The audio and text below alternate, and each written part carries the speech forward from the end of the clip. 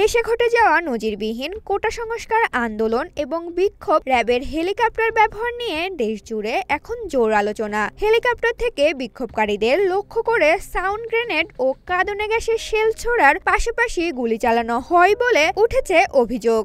এসব অভিযোগের জবাবে এবার মুখ খুলল র্যাব। এ বিষয়ে ব্যাখ্যা দিয়ে র্যাবের দাবি, রাস্তায় প্রতিবন্ধকতা সৃষ্টিকারীদের ছত্রভঙ্গ করতে হেলিকপ্টার থেকে কাঁদানে গ্যাসের শেল ও সাউন্ড গ্রেনেড নিক্ষেপ করা হয়েছে। কোনো ধরনের গুলি করা হয়নি। হেলিকপ্টার থেকে গুলি করার ব্যাপারটি পুরোটাই গুজব বলেও জানানো হয় র্যাবের পক্ষ থেকে।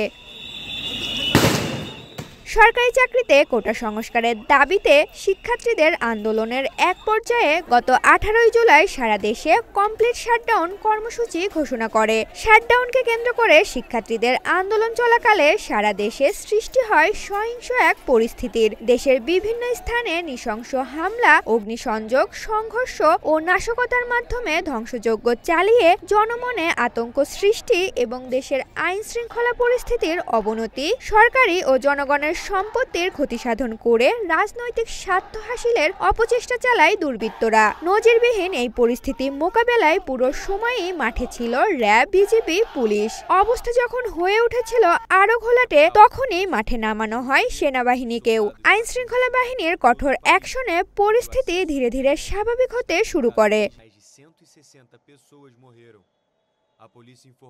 র্যাবের পক্ষ থেকে বলা হয়, সহিংসতা ও নাশকতার এই সময়ে দুর্বৃত্তরা আত্মরক্ষার ঢাল হিসেবে বেছে নেয় কোমলমতি শিশু কিশোরদের, যাদেরকে ব্যবহার করে রাস্তা অবরোধ করে রাখে তারা, যার দরুন শিশুদের জীবনের নিরাপত্তা বিবেচনায় এবং বিক্ষোভকারীদের ছত্রভঙ্গ করতেই নিরুপায় হয়ে আইন শৃঙ্খলা রক্ষাকারী বাহিনীর চলাচলের পথ সুগম করতে জনগণের জানমালের ক্ষতি সাধন ও ধ্বংসযজ্ঞ প্রতিরোধে হেলিকপ্টার ব্যবহার করা হয়, কিন্তু সেখান থেকে কোনো ধরনের গুলি করা হয়নি।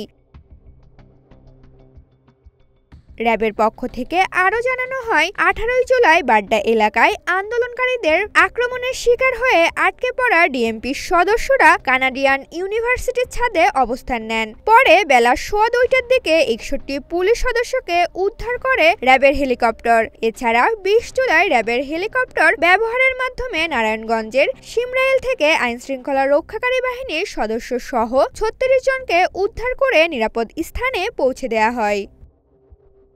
ঋতুপর্ণা চাকি, ঢাকা পোস্ট।